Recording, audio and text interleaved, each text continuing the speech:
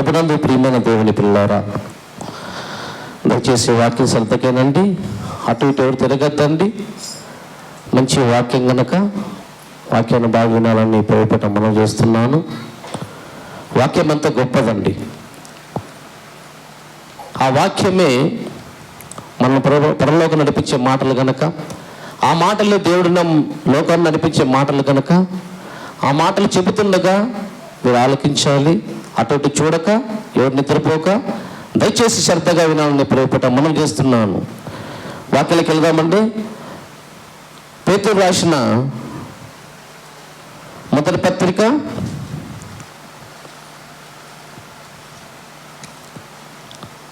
4వ అధ్యాయము 12వ వచనం, 12-13 వచనం. ప్రియులారా, మిమ్మల్ని శోధించుటకు మీకు కలుగుచున్న అగ్ని వంటి మహాశ్రమ మీకు ఏదో ఒక వింత సంభవించినట్లు ఆశ్చర్యపడుకుడి. క్రీస్తు మహిమ బయలుపరచబడినప్పుడు మీరు మహానందముతో సంతోషించు నిమిత్తము క్రీస్తు శ్రమలలో మీరు పాలివారై ఉన్నంతగా. ఏ శ్రమలలో? మహాశ్రమలు, అగ్ని వంటి శ్రమలు. క్రీస్తు వారి శ్రమలో మీరు పాలు పొందాలి. శ్రమలు, మహాశ్రమలు. శ్రమలంటే ఎవరు ఒప్పుకుంటాం? శ్రమలంటే మనకి ఇష్టం ఉండదండి. మనకేం కావాలి? సుఖం కావాలి. శ్రమలు వద్దు మనకి. శ్రమలంటే దేవుని విడిచిపెట్టి వెళ్ళిపోతాం. శ్రమలు వచ్చినాయనుకో, ఏంటి దేవుని నమ్ముకుని ఈ శ్రమలు వచ్చినాకి ఎందుకు ఈ దేవుడు వెనక్కి వెళ్ళిపోతాం. మహాశ్రమలు ఏమంటారు అంటే, మళ్ళీ మార్చదవక 12వ వచనం. ప్రియులారా, మిమ్మల్ని శోధించుటకు మీకు కలుగుచున్న అగ్ని వంటి మహాశ్రమలు, అగ్ని వంటి మహాశ్రమలు గూర్చి మీకేదో ఒక వింత సంభవిస్తుందని ఆశ్చర్యపడుకుడి. క్రీస్తు మహిమ బయలుపరచబడినప్పుడు మీరు మహా ఆనందముతో సంతోషించే నిమిత్తము క్రీస్తు శ్రమలలో మీరు పాలువారై ఉన్నంతగా సంతోషించిన. శ్రమల్లో వచ్చినప్పుడు ఏం చేయాలంట? మనం ఇప్పుడు సంతోషిస్తామా? ఎవరు సంతోషించాం? ఈ దేవుడు అచ్చుబాట్లేదు మనకి, మనం వెళ్ళిపోతాము. శ్రమలు ఏంటి బాబా ఇవి, ఇలా శ్రమలు వస్తున్నాయి, దేవుడు నమ్ముకున్న కదా సుఖం వస్తుంది అనుకున్నాం, కానీ ఇలాంటి ఇలా శ్రమలు వస్తున్నాయి అని వెళ్ళిపోయే స్థితిలోకి వెళ్ళిపోయారు క్రైస్తవ్యం. ఇప్పుడు ఏమి కావాలి అందరికీ? సుఖము కావాలి, తర్వాత రోగాలు పోవాలి, తర్వాత వచ్చి పిల్లలు పుట్టాలి, తర్వాత కోటీశ్వరులు కావాలి. ఈ లోకాన్ని బట్టి, ఈ లోకంలో బతుకుతున్న వాటిని చూసి మనం ఏమనుకుంటాం? సుఖంగా జీవించాలి భూమి మీద ఉన్నంత కాలం అనుకుంటున్నాం మనం. అందుకే పౌలు గారు రాస్తూ కొరింథీ పత్రిక ఏమంటారు సార్? ఈ లోకపు నటన గతించుచున్నది, ఎందుకంటే కాలము సంకుచితమై. సంకుచితం అంటే చిన్నదైపోతుంది అని అర్థం, కుదర్చబడింది. అందుకే కాలం సంకుచితమై ఉన్నది కనుక ఇక మీదట భార్యలు కలిగిన వారు ఎవరు ఉంటారు? అట్లా భార్యలు కలిగిన వారు లేనట్లును. భార్యలు కలిగిన వారు ఎట్లుంటారు సార్? భార్య కొంగు పడుకుని తిరుగుతుంటారు అంతా. అర్ధగంట లేడితే వచ్చింది పీకిలాట. ఎక్కడ పెట్టివి, యాడుంటివి, ఏం సవాళ్ళు ఉంటాయి? ఆయన ఏదో పని మీద మీరు అనుకోరు. వీళ్ళు అంటున్నాడు పౌలు గారు, మొదటి శతాబ్దంలో చెప్పాడు మాట, భార్యలు కలిగిన వారు భార్య లేనట్లును ఏడ్చువారు ఏడునట్లును సంతోషపడువారు సంతోషపడకున్నట్లును కొనువారు తాము కొనినది తమది కానట్లును ఈ లోకాన్ని అనుభవించువారు అమితముగానే అనుభవించవలసినదే. ఎలయనగా ఈ లోకపు నటన భార్య అంటేంది నీ నటనలేకి. తర్వాత అంతకుముందు అంట నువ్వు కుమారుడుగా ఉన్నావు, తల్లి కుమారుడుగా ఉన్నావు, కుమారుడు నటన. తర్వాత భార్య వచ్చింది, భార్యతో నటన. మన పిల్లలు పుట్టారు, పిల్లలతో నటన. మనవరాళ్ళు వచ్చారు, మనవరాలతో నటన. అంటే నటనా చాతుర్యం. మనమందరం కూడా నటనా చారుల్యం నటిస్తున్నాం. భార్య పోస్ట్ కొన్ని రోజులు, భర్త పోస్ట్ కొన్ని రోజులు. అందుకే భార్యలు కలిగిన వారు లేనట్లును, ఏడ్చువాడు ఏనట్లును, సంతోషపడు వాడు సంతోషపడినట్లును, కొన్నవారు తాము కొనినది తమదు కానట్లుగాను ఈ లోకాన్ని అనుభవించువారు అమితముగానే అనుభవించవలసినదే.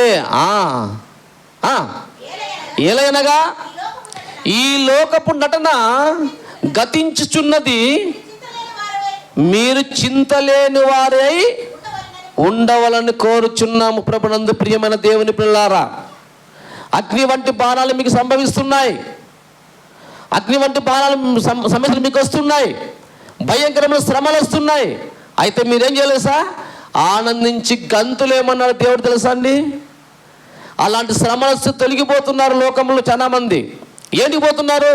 శరీర రోగాలను పోవాలని చూస్తున్నారు, శరీరంతో బతుకుతున్న మనకి సుఖంగా బతకాలని చూస్తున్నారు, శరీరంతో బతుకుతున్న మేము గొప్పవారిగా కనపడాలని చూస్తున్నాము. గొప్పవారు ఏదైతే గొప్పగా లోకంలో గొప్పగా గొప్పగా భావిస్తారో దేవుని దృష్టికి ఎలా ఉందంటే నీచంగా కనపడుతుంది దేవుని దృష్టికి. తెలుసా ప్రభునందు ప్రియమైన దేవుని పిల్లారా, దేవుడు ఏమన్నాడు తెలుసా? ఈ లోకాన్ని అనుభవించేవారు అమితముగానే అనుభవించవలెను. ఎందుకంటే ఈ లోకం నటన గతించిపోతుంది.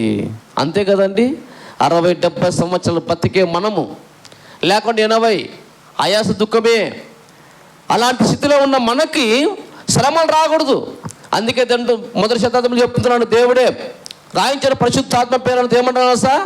మీకు అగ్గి వంటి శ్రమలు మీకు సంభవించినప్పుడు ఆనందించండి. క్రీస్తు మీరు శ్రమలో పాలువారు అవుతున్నారు కనుక మీరు భయపడకండి.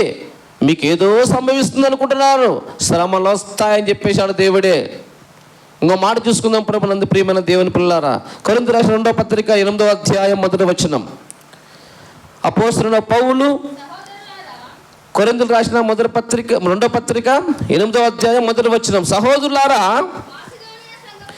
మాసిదోనియా సంఘమునకు అనుగ్రహింపబడిన దేవుని కృపను గూర్చి మీకు తెలియజేస్తున్నాము.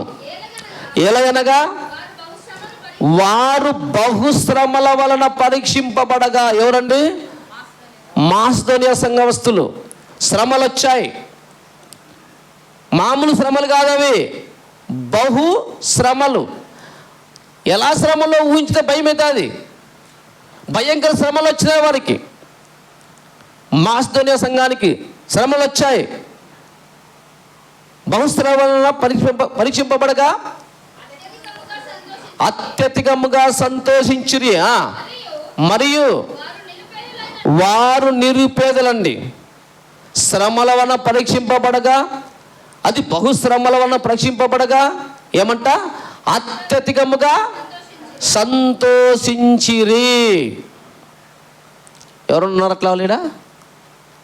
శ్రమలో వస్తే అత్యధిక గంతులేసి ఎవరున్నా చెప్పండి. ఇక్కడ ఎవరు లేరండి. దేవుని సంఘానికే రారు. ఇంక సంతోషించేప్పుడు శ్రమలు వస్తే, శ్రమలు వస్తే కూర్చోరు దేవుని మందిరంలో. ఇది ఎవరికి శ్రమలో నాకు తెలిసి 3 పూటలు బాగా మేస్తున్నారు, బాగా అన్నం తింటున్నారు, మటన్ తింటున్నారు, చికెన్ తింటున్నారు, బాగున్నారు. ఎవరికైనా శ్రమలు వచ్చాయడమన్నా? అలాంటి శ్రమలు మనకి ఏమైనా వచ్చాయా? మహాశ్రమలు వచ్చాయంట మాసిదోనియా సంఘానికి. ఆ శ్రమలు వస్తే పరీక్షింపబడ్డారు వాళ్ళు ఎవరంటమ్మా? నిరుపేదలు.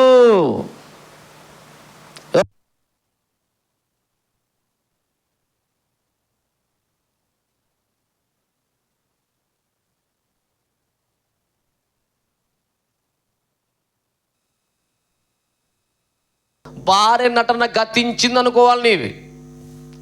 ఇంతవరకు నా భార్య నాతో నటించింది, భార్య నటన గతించిపోయింది. తర్వాత భర్త వెళ్ళాడా? భర్త కూడా వెళ్ళిపోయాడు, నటించాడు, వెళ్ళిపోయాడు. ఈ లోకపు నటన గతిస్తున్నాడు దేవుడు. చింత లేని వారిగా ఉండండి, నీ చింత యావత్తు. మరి మీరెందుకు మోస్తున్నారు? నీ చింత యావత్తు నా మీద ఏమని దేవుడు చెప్పాడండి. మనమేం చేస్తున్నాం తెలుసా? ప్రభునందు ప్రియమైన దేవుని పిల్లలారా, మన చింత చేస్తున్నాం, బాధపడుతున్నాం, అంగలాస్తున్నాం. అయితే మనకు అక్కరగా ఉన్నట్టు ఆయనకి తెలుసు అండి. ఆయన 60-70 సంవత్సరాలు భూమి మీద బతుకుతాం కదండి. ఈ శరీర కోరికల కోసం, తుచ్చమైన శరీర కోరికల కోసము ఎందుకో పవిత్రతను పోగొట్టుకోవాలి. ఆ రోజు ఎన్ని శ్రమలు పడ్డాడు తెలుసా? ఇంకో మాట చూసుకుందాం రండి వాక్యంలోనికి. పేతురు రాసిన మొదటి పత్రిక 2వ అధ్యాయం 23వ వచనం. పేతురు రాసిన మొదటి పత్రిక 2వ అధ్యాయం 23వ వచనం. ఆయన దూషింపబడయు బదులు దూషింపబడలేదు, ఆయన శ్రమ పట్టబడియు బెదిరింపక న్యాయముగా తీర్పు తీర్చి దేవునికి తన్ను తాను అప్పగింపబడిన. శ్రమ పడ్డాడు స్వామి, శ్రమలు పడ్డాడు, బాధలు పడ్డాడు, ముళ్ళకిడిని పెట్టించుకున్నాడు, ములుగులు చేతిలో దూరిపోయాయి, 39 కొరడా దెబ్బలు, మాంస పీసులు వచ్చాయని గుర్తుంటే నేను చేత కదా ఆయనకి. అయితే శరీరంతో దేవుని గణపరచాలని, అది బాధైనా, కష్టమైన, ఉపద్రవమైన తండ్రిని గణపరచాలని. క్రైస్తవులైనందుకు మనకెక్కడున్నాయండి శ్రమలు? అదేగా చెప్తున్నది వీళ్ళంతా. మీ బాధలా రాండి, మీ కష్టాలా రాండి, మీ వ్యాధులా రాండి. దేవుడు ఏం చెప్పాడు? సర్వలోకానికి వెళ్ళి. మళ్ళీ వీళ్ళేం ప్రకటిస్తున్నారు? వీళ్ళేం ప్రకటిస్తున్నారమ్మా? స్వస్థత సభలు, తైలాభిషేక పండగలు. మళ్ళీ దానికి ఒక తోక పెట్టారు, తైలాభిషేకపు పండగలు. పండగలు చేయమన్నాడు దేవుడు. ఆమోసు గ్రంథం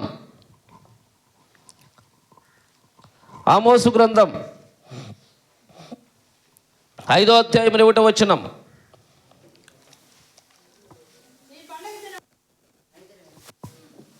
ఐదు 21. మీ పండగ దినములను నేను అసహించుకొనుచున్నాను, వాటి నీచంగా మీ పండగ దినములు నేను అసహించుకొనుచున్నాను దేవుడు చెప్పాడు. బాగినాలి. పండగ దినములు, అభిషేక పండగలు, ఉత్సవ పండగలు, అర్పణ పండగలు, ఈ పండగలు పేర్లు పెడుతున్నాడా? పాత నిబంధనల తండ్రి అయిన దేవుడు మాన్పించాడు వీళ్ళన్నింటినీ. ఏమంటున్నాడు? మీ పండగలను నేను అసహించుకొనుచున్నాను, వాటిని నీచంగా ఎంచుచున్నాను. మీ వ్రత దినములలో కలుగు వాసనను, నీ ఆగ్రహములను, నాకు దహన బలులను, నైవేద్యములను మీరు అర్పించినను నేను వాటిని అంగీకరించను. సమాధాన బలులుగా మీరు అర్పించు క్రొవ్విన పశువును నేను చూడను. ఇప్పుడు బాగినాలు మీ పాటలదని పండగలో పాటలు పాడుతున్నారా? ప్రభునందు ప్రియమైన దేవుని పిల్లలారా, పండగలను పేరు పెట్టి పాటలు పాడుతున్నారా? మీరు పండగలో పాటలు పాడి గణపరచాలనుకుంటున్నారా? చేయొద్దన్నాడు దేవుడు. మీ పండగల్లో మీ పాటల ధ్వని నా ఇద్దు నుండి తొలగనీయుడి. మీ స్వరమండలమున నాద వినుటకు నాకు మనస్సు లేదు. మీరు ఎప్పుడు పండగ పెడుతున్నారా? దేవునికి మనసే లేదు పండగలు చేసుకునేకి. పండగలేంది? మొదటి శతాబ్దపు క్రైస్తవులు ఎవరైనా పండగ చేశారు చెప్పండి? ఇప్పుడు ఎవరు ఎట్లున్నాం? మనము క్రీస్తు శకంలో ఉన్నాం, అపోస్తుల బోధ యందు ఉన్నాము. అపోస్తులు కానీ, మొదటి శతాబ్దపు ఎవరు క్రైస్తవులు కానీ, మొదటి శతాబ్దపు సంఘము కానీ ఎక్కడైనా పండగలు చేశారా చెప్పండి? ఒక రెఫరెన్స్ చూపించిందేమో. పాత నిబంధనలు తండ్రి చెప్పేశాడు, మీరు పాడుతున్న పాటల ధ్వని నాకు వినుటకు నాకు మనస్సు లేదు. ఆడపాడుతున్నారు పాటలన్నీ కూడా. ఏమంట? తైలాభిషేక పండగలు. ఆటికే పరిగెత్తున్నారు. మనం బాగినారన్నా నిద్రపోతాను దయచేసి. వినాలి. దయచేసి గొంతరు చెప్తున్నా, ప్రాణం పోతుంది వాక్యం చెప్తుంటే. మీ పండగలు నేను అసహించుకొనిచున్నాను దేవుడు. మీరు ఆడ వాయిద్యాలు వాయిస్తున్నారా, నాకు మనసు లేదయ్యా వినంటాను అంతే. వాటికి పరిగెత్తున్న జనాలంతా.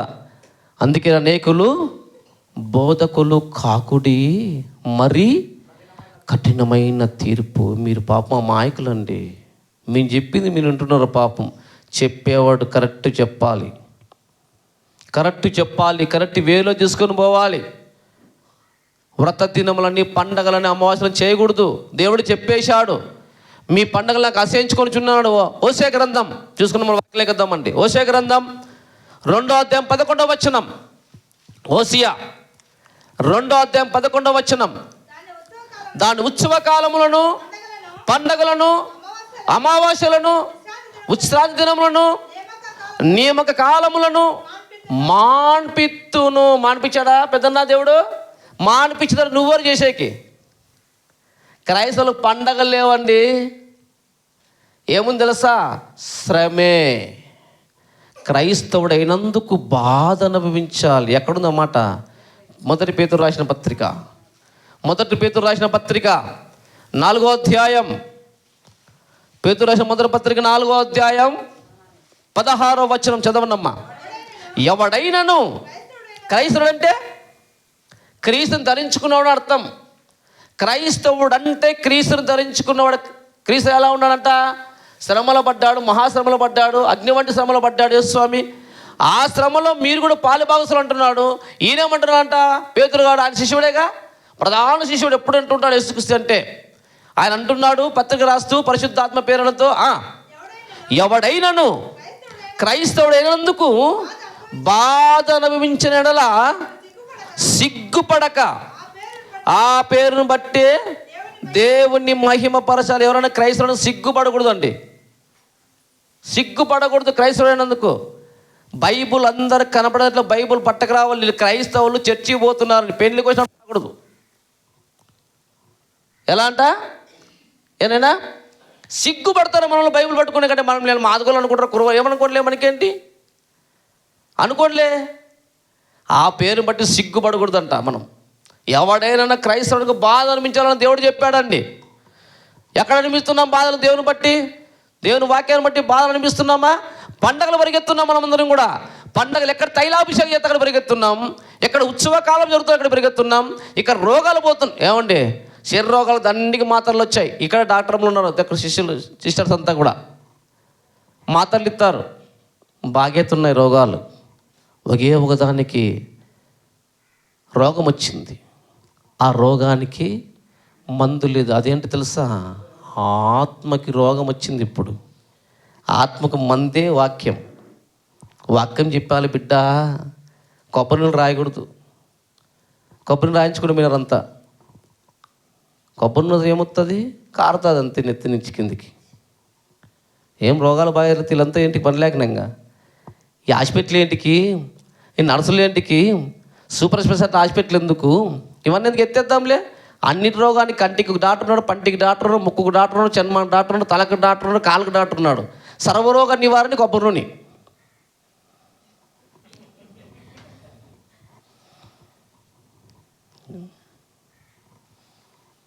ప్రభునందు ప్రియమైన దేవుని పిల్లలు దానికి వెళ్ళిపోతున్నారండి. అంత అలా పోతండి. సత్యమైన వాక్యం చెప్తాం, మేము సత్యంగా నడిపిస్తాం అంతే. వచ్చి చక్కగా వాక్యం వినిపోండి. 2-3 గంటల సేపు కూర్చుంటాం కదా, అయిపోతుంది.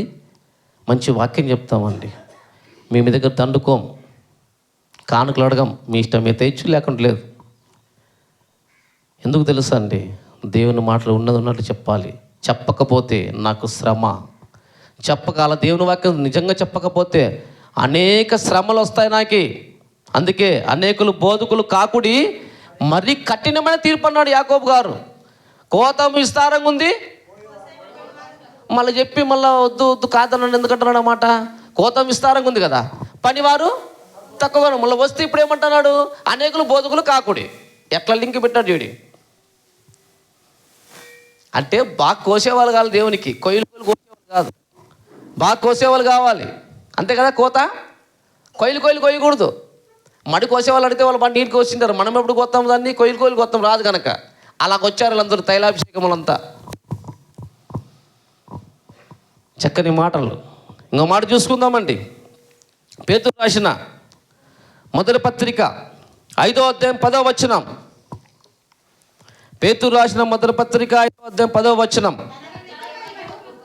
అమ్మా, తన నిత్యమైన మహిమకు క్రీస్తునందు మిమ్మల్ని పిలిచిన సర్వకృపానిధి దేవుడు కొంచెంకాలము మీరు శ్రమ పడిన పిమ్మట కొద్ది కాలమే శ్రమ పడతారు. మీరు ఇక్కడ కూర్చున్న వారందరూ, ప్రపంచంలో ఉన్న క్రైస్తవులందరూ కూడా కొద్ది కాలమే శ్రమ పడతారా? శ్రమ పడిన పిమ్మట తానే మిమ్మును పూర్ణులుగా చేసి స్థిరపరచి బలపరచి. శ్రమలు వస్తాయిగా, మీరు భయపడతారు ఏడా? నీతో దేవుడు ఉన్నాడు అనుకోవాలా. శ్రమలు నీకు వచ్చాయంటే నీతో దేవుడు ఉన్నాడమ్మా. నీకు శ్రమలు వచ్చినట్టు దేవుడు నీతో ఉన్నాడు అర్థం. శ్రమలకు భయపడద్దండి. అందుకే శ్రమలు కొద్ది కాలం మీకు శ్రమలు. ఏ స్వామి ఎన్ని రోజులు బతికాడు భూమి మీద? 33.5 సంవత్సరం బతికాడు. శ్రమపడ్డాడు, హింసపడ్డాడు, దేవుడి చేత అంగీకరింపబడ్డాడు. ఎప్పుడు రాసిన పత్రిక 5వ అధ్యాయం చూడండి. ఎప్పుడు రాసిన పత్రిక 5వ అధ్యాయం 7వ వచనం. ప్రభునందు ప్రియమైన దేవుని సంగమా, మంచి మాటలు చూడండి. మొద్దు శరీరధారణ దినములలో మహారోదనలతో ఏ స్వామి అండి? కన్నీళ్లతోనూ తన్ను మరణం నుండి రక్షింపగలవానికి ప్రార్థనలను యాచనలను సమర్పించి భయభక్తులు కలిగి ఉన్నందున ఆయన అంగీకరింపబడెను. ఏమంట? శరీరధారణ ఉన్నప్పుడు ఆయన మహాశ్రమలతో రోదనలతోనూ శ్రమలు పడ్డాడు. రోదనలు అండి, ఎంత భయంకర పరిస్థితి అండి. యేసుస్వామికి కలిగింది ఏదో ఆయన లేకుండా కలగలేదండి భూమి మీద. ఈ దేహం ఇచ్చింది బిడ్డ, నీవు దేవుణ్ణి మహిమపరచాలని దేహముతో. నీ దేహం నా దేహం అందుకే ఇచ్చినాడు దేవుడు, ఇచ్చాడండి. ఈ దేహాలు ఎందుకు ఇచ్చాడు తెలుసా? నీ దేహముతో నన్ను కనపరచాలని దేవుడు దేహం ఇచ్చాడు. దీనికి మనం ఏం చేస్తున్నాం? దీన్ని కనపరుచుకుంటున్నాము, దీన్ని గొప్పగా చేసుకుంటున్నాం. అయితే 60-70 సంవత్సరాల తర్వాత వెళ్ళిపోతే పురుగు పడుతుందండి, తినేస్తుంది. అందుకే ఏమంటున్నాంట, మన చదువుక మాటే, శరీరధారే ఉన్న దినములలో మహారోదనలతోనూ కన్నీళ్లతోనూ తన్ను మరణము నుండి రక్షింపగలవానికి ప్రార్థనలను యాచనలను సమర్పించుచున్నాడు. భయభక్తులు కలిగి ఉన్నందున ఆయన అంగీకరించెను. శ్రమలో భయభక్తులు కలిగి ఉండాలి. ప్రభువా, మాకు శ్రమ వచ్చింది తండ్రి. మొదటి శతాబ్దపు క్రైస్తవులు భయంకరం హింస పొందారు నాయన. మొదటి శతాబ్దపు క్రైస్తవులు తండ్రి ఎన్నో ఖడ్గాలతో నరికించుకున్నారు. ప్రభువా, మాకు అలాంటి శ్రమలు ఏం రాలేదు కదా, కొద్దిపాటి శ్రమలే కదా, వీటికి ఎందుకు భయపడాలని ఆదర్శంగా ఉన్న మనకంటే ముందు పెద్దవారు, మన అన్నయ్యలు ఎన్నో శ్రమలు పడ్డారు. అవి ఆదర్శంగా తీసుకోవాలి. మన శ్రమలు అంటేనే భయపడిపోతున్నాం. ప్రభునందు ప్రియమైన దేవుని పిల్లారా, అలా పోకండి. శ్రమలు వస్తున్నా అంటే నీతో దేవుడు ఉన్నాను అర్థం. అందుకే భార్యలు కలిగిన వారు లేనట్లుగా. ఏమండి, అది చాలా కష్టంగా ఉంటుంది కదా. అర్ధగంట లేట్ అయితే పైసలే. ఇంకా భార్య ఎక్కడ వింటివి ఏం కాదు. భార్యలు కలిగిన వాళ్ళు లేనట్లుగా జీవించమన్నాడండి. ఎందుకు తెలుసండి? ఈ లోకపు నటన గతిస్తుంది. దేవుని తెలుసు, చెప్పేశాడు అన్నమాట. గతించవి ఎక్కడన్నా పోయినప్పుడు, చనిపోయినప్పుడు ఏడుతుంటారు చూసావా?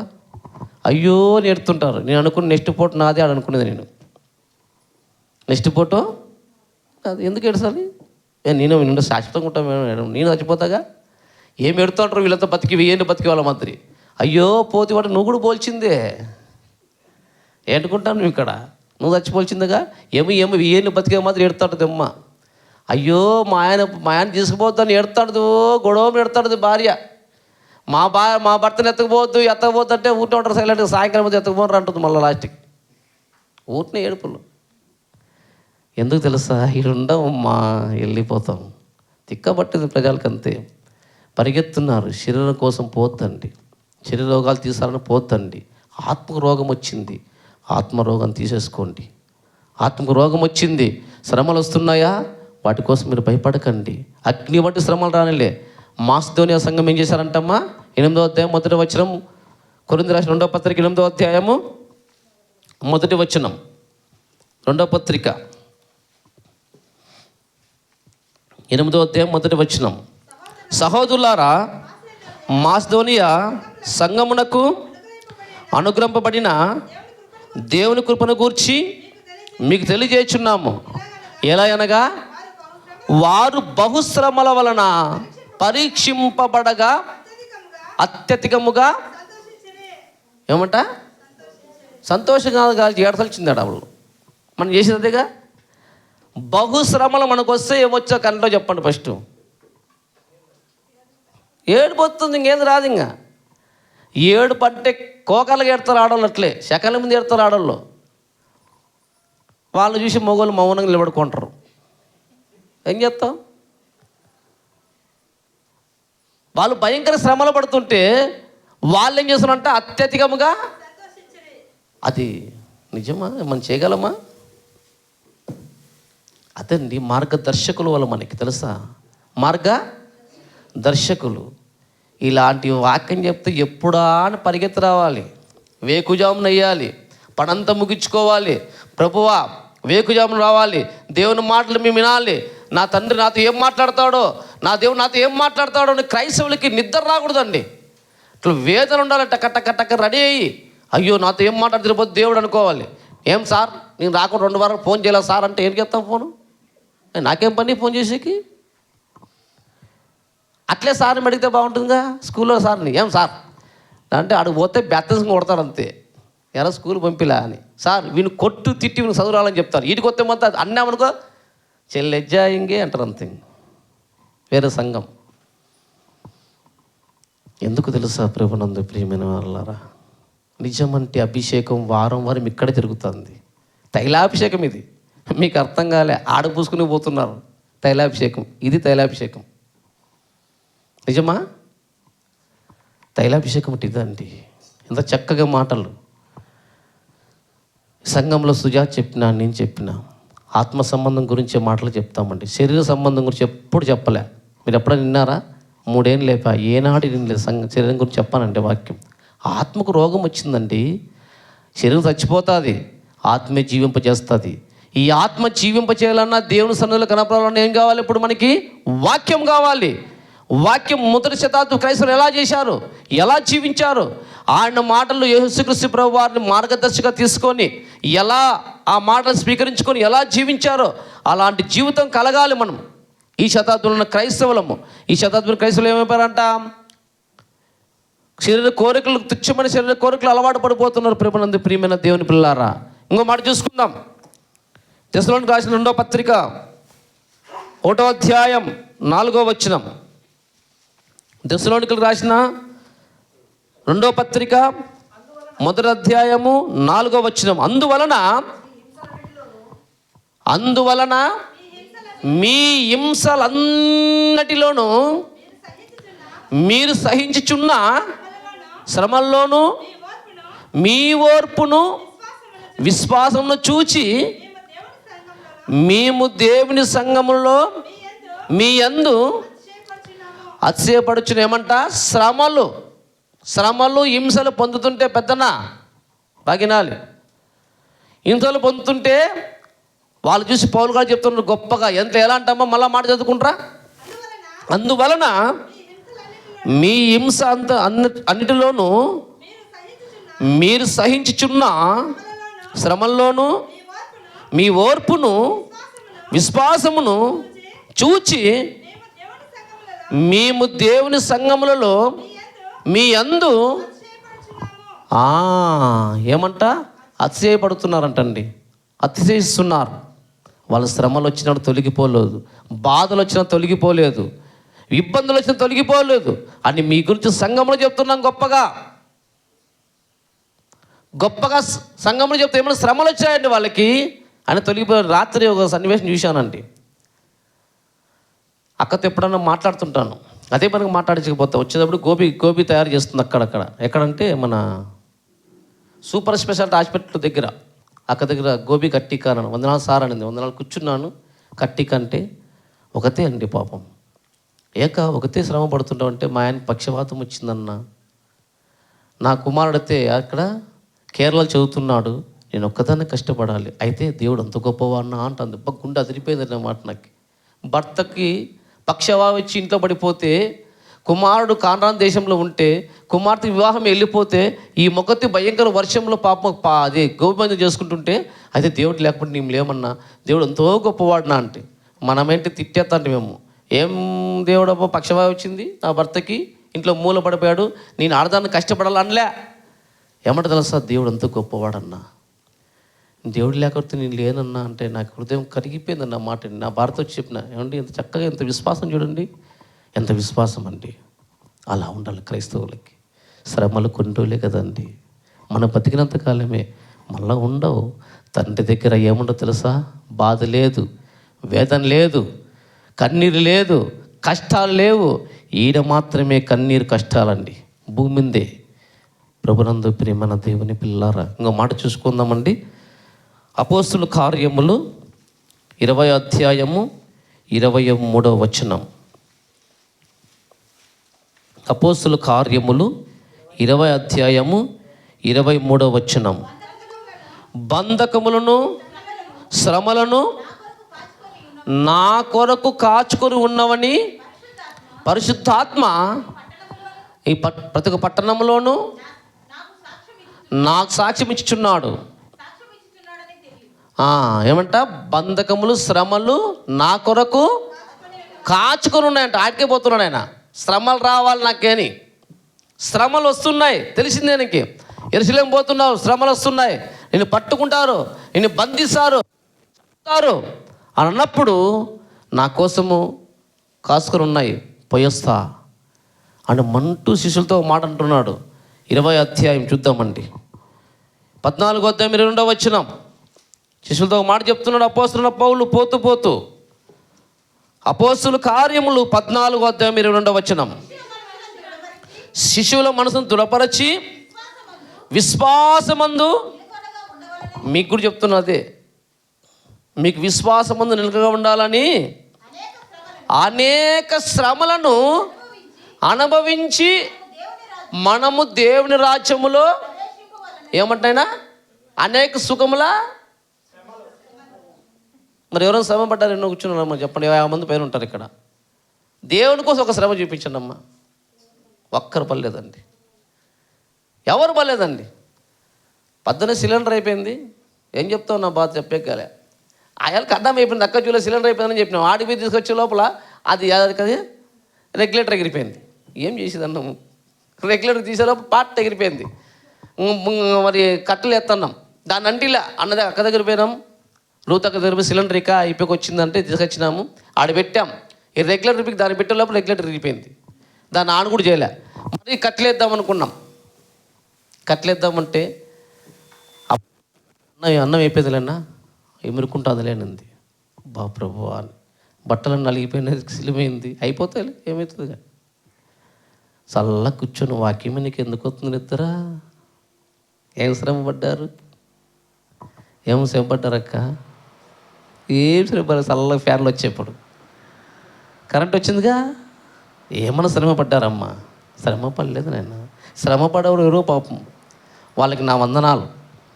ఎవరు శ్రమ పడుతున్నారో పాపం. శ్రమ పడితే సర్త కారుతుంది, తపలా వంచి మనం సర్త కారుతుంది, చేసేందుకు అక్క సర్త కారుతుంది, చేసిన సుయాతికి సర్త కారుతుంది. మీకేం సర్త కాలే, సర్త ఇమరగపోతుంది. యా సర్త కారుతుంది? దేహానికి ప్రాణము రక్తము. ఆ రక్తము హీట్ అయితేనే చెమటగా బయటకు వచ్చేది. ఏమంట, మళ్ళీ చదువమ్మా మాటే. శిష్యుల మనసును దృఢపరచి విశ్వాసమందు నిలకడగా ఉండవల్లని అనేక శ్రమలు అనుభవించి మనము దేవుని రాజ్యంలో ప్రవేశింపవలని వారికి హెచ్చరిక చేశారంట. అనేక శ్రమలు పడాలి, మనము బాధలు పడాలి, హింసలు పడాలి, ఉమ్మి వేయించుకోవాలి వారితో. అయితే మీరు అలా చేయించుకుంటే ఏమంట, దేవుని రాజ్యంలోకి ప్రవేశిస్తారు.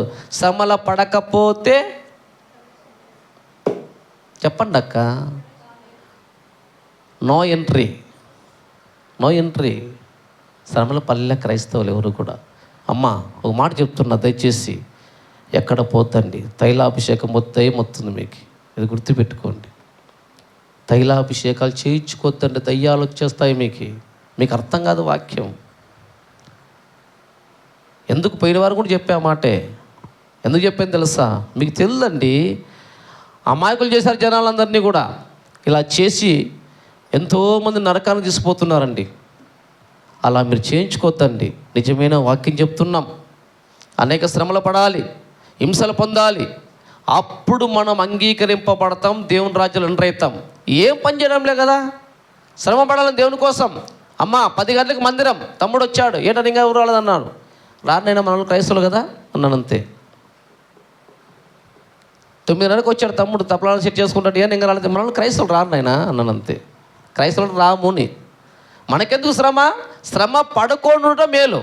శ్రమ అంటే సగల గుర్రాం, ఏం పని చేయం. మరి ఆయన ఏమంటున్నారంట, శిష్యుల మనసును దృఢపరిచి విశ్వాసమును నిలకడగా ఉండవల్లని అనేక శ్రమలు అనుభవించి మన దేవుని రాజ్యంలో ప్రవేశింపాలని వారిని హెచ్చరించుతున్నామండి. మేము కూడా నైనా శ్రమలు వస్తాయి, అగ్ని వంటి శ్రమలు వస్తాయి, అనుభవించండి. మరి పౌలు గారు ఎన్ని శ్రమలు పడ్డారండి మీ అందరూ తెలుసుగా. ఎలా శ్రమలు పడ్డాడంట? కొరింథీయులకు రాసిన 2వ పత్రిక 11వ అధ్యాయం 23వ వచనం. కొరింథీయులకు రాసిన 2వ పత్రిక 11వ అధ్యాయం 23వ వచనం ముగించుకుందాం.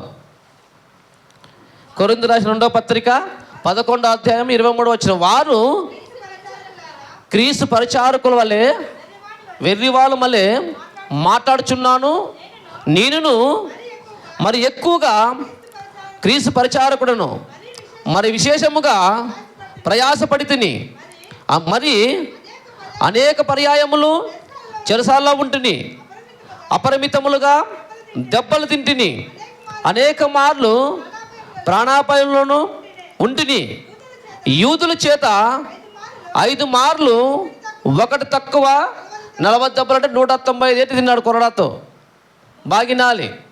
ఒకటి తక్కువ 40 దెబ్బలు 5 మార్లు తింటే ఏంటంట 190 దెబ్బలు కొరడా దెబ్బలు తిన్నారు పౌలు గారు.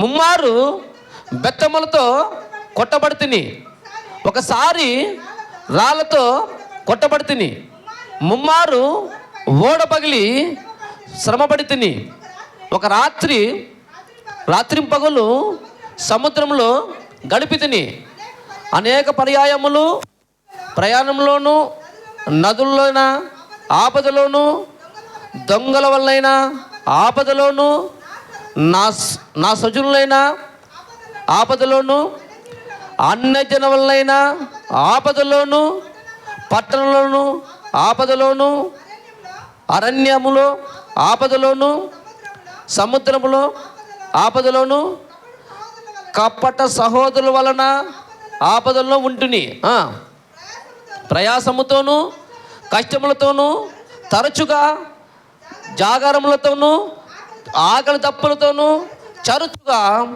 ఉపాసములతోనూ, చలితోనూ, దిగంబరత్వముతోనూ ఉంటిని. ఇంకను చెప్పవలసినవి అనేకలు ఉన్నవంట. ఒకటి తక్కువ 40 దెబ్బలు 5 మార్లు తిన్నాడు మహనీయుడు. శరీరం తుక్కు అయిపోయిందండి.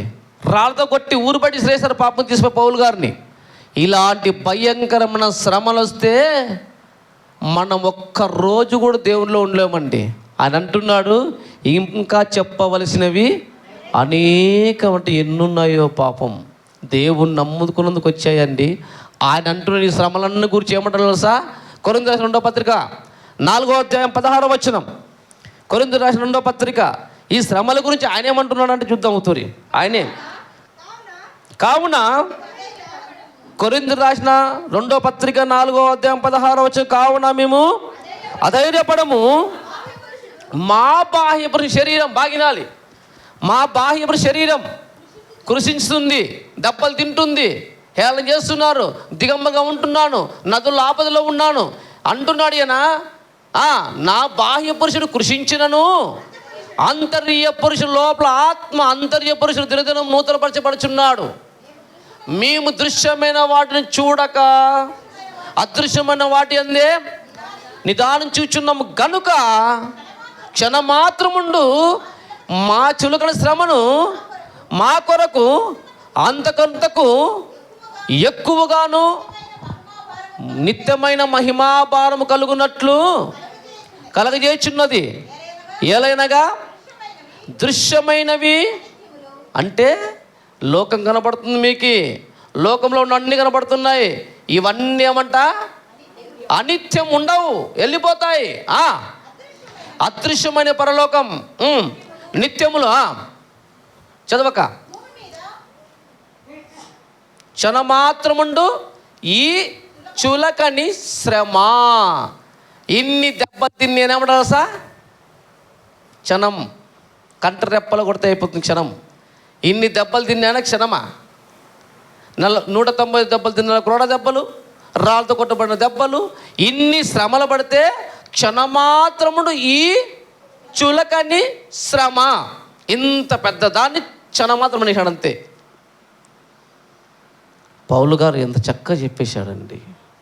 ఎన్ని దెబ్బలు తిన్న ఈయన క్షణమాత్రముడు ఈ చులకన శ్రమగా. అలాంటి శ్రమ నీకేం రాలేదుగా? ఏమైనా వచ్చాయండి రెండో వాళ్ళకి ఎవరికన్నా? మరి ఎందుకు? దేవుడు అంటే, దేవుని పని అంటే దేవుని బద్ధకం. మీకు శ్రమలు పడాలన్నా, కష్టం పడాలన్నా, త్వరగా లేయాలన్నా, దేవుని మందిరానికి త్వరగా పోవాలన్నా బద్ధకం. రోట్లేసి దంచడమే మేలు అని అడిగితే సోమరి. ఎందుకంటే సోమరికి ఎందుకు చెప్పినట్టే దేవుడు చీమల దగ్గర ఎందుకు పొమ్మన్నాడమ్మా? నీ ఇంట్లో ఉంటాయి కనుక. పులుల దగ్గర పడి తినేస్తాయి, ఏనుగు దగ్గర తనతో చంపేస్తాయి. ఎందుకు పొమ్మన్నాడికి? నీ ఇంట్లో ఉన్న శ్రమలు. చదవమ్మా 6వ అధ్యాయం సామెతల.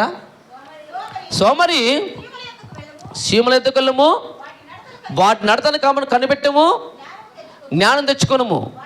ఏమండి అంతే, చీమ ఉన్నది, వాటికి మెదులు ఎంత ఉంటుంది, ఇంకా ఎంటికి వాస అంత ఉంటుందండి.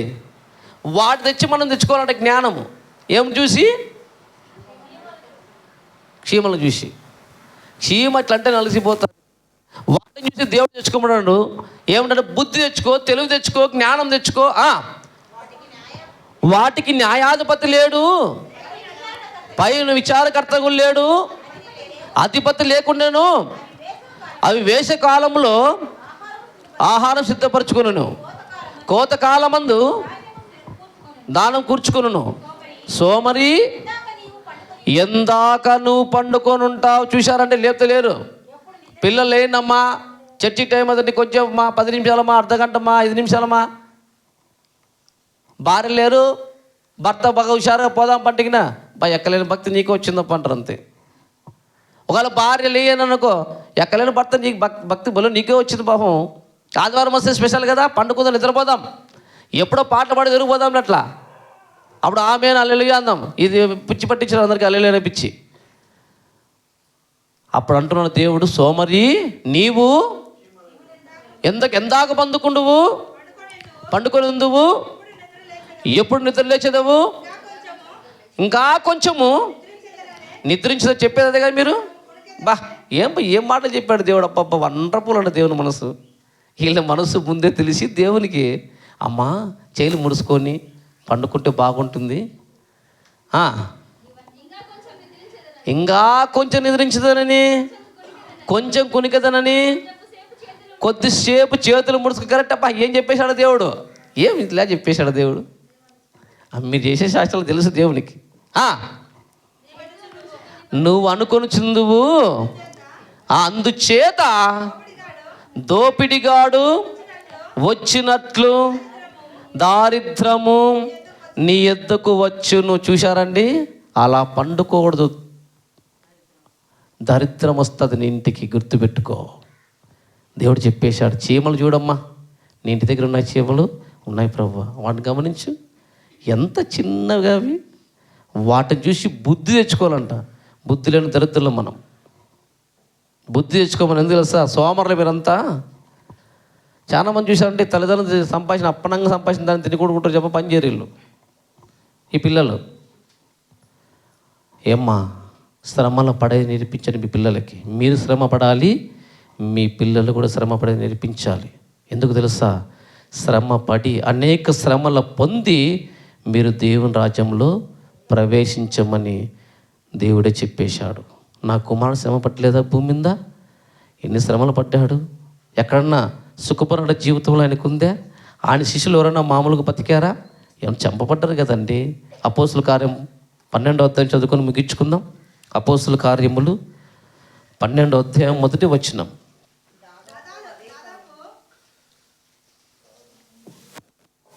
దాదాపు అదే కాలమందు రాజైన హేరోదు సంఘపు వారిలో కొందరిని బాధ పెట్టుటకు బలాత్కారంగా పట్టబడి యోహాను సహోదరుడైన యాకోబును ఖడ్గముతో సమీపించిన. యాకోబు ఎలా చనిపోయాడంటమ్మా? ఖడ్గముతో నరకబడ్డాడు అండి. శ్రమలు వచ్చాయి, తొలగిపోలే అండి. శ్రమలు వస్తున్నాయా ప్రభువా? సంతోషం. నిజమండి. ఎవరు నిన్న చూశాను సెల్లో, మన అనిత్య అంత వయసు ఉంటుంది పిల్లలకి, 3-4 సువార్త పట్టించుకుని పోతున్నారు వయసు పిల్లలు. వాటిలో పాస్టర్ ఉన్నారు, సేవకుడు కూడా ఉన్నాడు. అలేకమ్మ వాళ్ళమ్మ వయసు ఉంటుంది, ఆమెకి చెప్పుతో కొడుతుంది అండి పాపం. వాళ్ళని చెప్పుతోనే కొడుతుంది, పట్ట కొడుతుంది, సేవకుని కొడుతుంది. పాపం పోయిన యవనస్తులు పాపం పిల్లల్ని వాళ్ళని కొడుతుందండి. ఏం చేశారండి? ఆ కలపత్రలు ఏం రాశారు? మందు తాగండి, బిడిలు తాగండి, సిగరెట్ తాగండి, దొంగతనం చేయండి, ఏ విచారం చేసిన రాసింటారు? ఏమన్నా దేవుని గురించి రాసిన మంచి మాట రాసింటారుగా. నీకెందుకు అంత బాధ? చెప్పుతో కొడుతుందండి. చూసి ఇట్లా కొత్త ఉడికిపోయిన శరీరం అట్లే. ఏం చేస్తావు? తప్పదు, శ్రమలు పడాలి, హింసలు పడాలి, విలువే పడాలి. అప్పుడు దేవుడు అంగీకరిస్తాడు మనల్ని. ప్రభునందు ప్రియమైన దేవుని పిల్లారా, శ్రమలు వచ్చాయా? శ్రమల కోసం ఎదురు చూడండి. ఎప్పుడైతే శ్రమలు పొందుతారో దేవుడు సంతోషపడతాడు. ఆ సంతోషంలోకి నువ్వు కూడా వెళ్ళిపోతావు. శ్రమ పడుట ఆయనకి ఇష్టమైంది. కుమారుడు దెబ్బలు తినుట, తన కుమారుడు దెబ్బలు తినుట ఆయనకి ఇష్టమైనంట. ఆయన గాయాలు పొందుట ఆయనకి ఇష్టమైందంట. మనం ఎవరము? మనము కుమారులము, కుమార్తెలము. మనం అంగీకరించాలంటే దేవుని కోసం శ్రమపడాలి, బాధపడాలి. మీకున్న డబ్బు దేవుని కోసం ఖర్చు పెట్టాలి, మీకున్న దేహం దేవుని కోసం ఖర్చు పెట్టాలి. ఇన్ని ఉన్నాయండి. ఎప్పుడైతే అలా చేస్తారో మీరు అంగీకరింపబడతారు. శ్రమలు వచ్చినా భయపడద్దండి. శ్రమ వచ్చిందంటే దేవుడు నాతో ఉన్నాడని సంతోషపడండి, ఆనందించి గంతులేండి. ఎప్పుడు తొలగిపోతండి. కళ్ళు మూసుకొని ప్రార్థన చేసుకుందాం. మహాపరిశుద్ధుడైన మా తండ్రి, నీ మాటలు చెప్పాను నాయనా. నీ కుమారుడు ఈ భూమి మీద ఉన్నప్పుడు ప్రభువా ఎన్నో శ్రమలు పడ్డాడు, ఇబ్బందులు పడ్డాడు నాయనా. ఆయన తండ్రి మార్గానుగా నడిచిన శిశువులంతా కూడా ప్రభువా అత సాక్షులై నీ కోసం జీవించి తండ్రి అంగీకరింపబడ్డారు ప్రభువా. అయితే నా తండ్రి అట్టి భాగ్యము తండ్రి మాకు కూడా తండ్రి అనుగ్రహిస్తున్నందును బట్టి నీకు వందనాలు. శ్రమలు వచ్చినప్పుడు కుంగిపోకుండా, శ్రమలు వచ్చినప్పుడు, బాధలు వచ్చినప్పుడు తొలగిపోకుండా ప్రభువా నీకోసం బతికే ఆలోచన, శక్తి, బలము మాకు దయచేయండి ప్రభువా. నీ బిడ్డలు నీ మాట్లాడినారు తండ్రి. అయితే నా ప్రభా ఆ మాటలు తండ్రి తన జీవితాలు నెరవేర్చుటకు సహాయం చేయండి ప్రభువా. శ్రమ వచ్చిందంటే దేవుడు నాకు పరీక్షిస్తున్నాడని ఆలోచించుకొని ఆ పరీక్షలు నీ పాసు కావాలని ఆలోచన కలిగి తండ్రి నాకున్న వారికున్న దేహముతో నిన్ను గణపరిచి అది బాధైనను, కష్టమైనను, ఉపద్రవమైనను తండ్రి నీకోసం బతికే ఆలోచన మాకు దయచేయమని, పడిన వాక్యం తండ్రి నిష్ఫలం కాకుండా మంచి ఫలము దయచేయమని అడుగుతున్నాం ప్రభా. నీకే వందనాలు. అయితే నా తండ్రి నీ కుమారు శరీరక్తం మేము పాలు పంపులు పొందుతున్నాం నాయన. అయితే నా తండ్రి మేము ఎవరు కూడా తండ్రి అయోగ్యంగా వేయక యోగ్యులుగా వేయటకు సహాయం చేయమని, అదేవిధంగా తండ్రి ప్రభా మన ఆయన కుమారు శరీరం తండ్రి ప్రభా తీసుకుంటున్నాం మేము తండ్రి. ఎవరితోనో తండ్రి ప్రభా మమ్మల్ని ఇంతకు మునుపు తండ్రి వాక్యం తెలియక మునుపు తండ్రి నీకు వ్యతిరేకంగా మాట్లాడంటే ప్రేమతో క్షమించమని, మేమందరం కూడా తండ్రి ప్రభా ఒకరికొరు తండ్రి ఆదరించుకొని, ప్రేమించుకొని, ఒకరికొకరు తండ్రి ప్రభా మన తండ్రి క్షమాపణ చెప్పుకొని తండ్రి ప్రభా నీ సహోదరులతో తండ్రి నువ్వు వ్యాజ్యమాడితే నువ్వు రాజీపడి నా శరీర రక్తంలో పాలు పంపులు పొందన్నావు నాయన. అయితే ఎవరితోనో తండ్రి ప్రభా మేము అలా ఉంటే తండ్రి మరి తండ్రి రాజీపడి ప్రభా అర్థం చేసుకొని తండ్రి ఒకరికొకరు తండ్రి ప్రభా ప్రేమించి గుణం దయచేయమని నీ కుమారు శరీర రక్తంలో మేము పాలు పంపులు పొందుండగా తండ్రి యోగ్యులుగా వీటికి సహాయం చేయమని సమస్త ఘనత మహిమ ప్రభావముడికి చెల్లిస్తూ మా రక్షకుడు మీ ప్రియ కుమారుడకు మా ప్రభువైన క్రీస్తు పేరట ఈ ప్రార్థనకి సమర్పిస్తున్నాను మా పరమ తండ్రి. ఆమేన్.